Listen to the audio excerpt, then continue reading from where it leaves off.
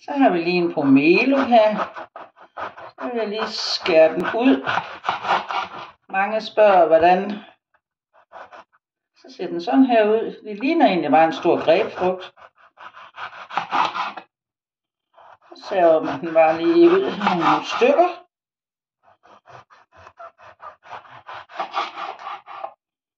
Så.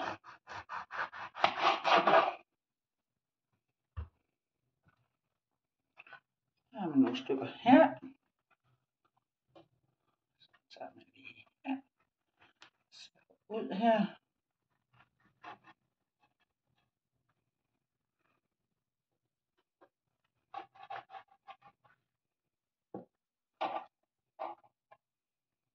Så.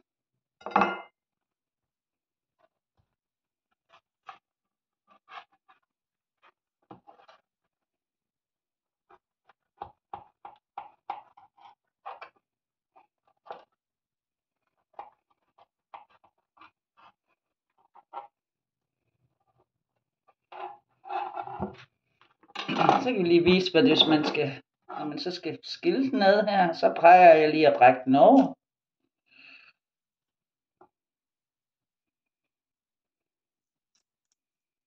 Jeg har sådan en hinde på.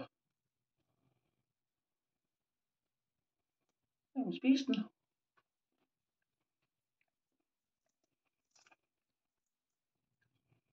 Så.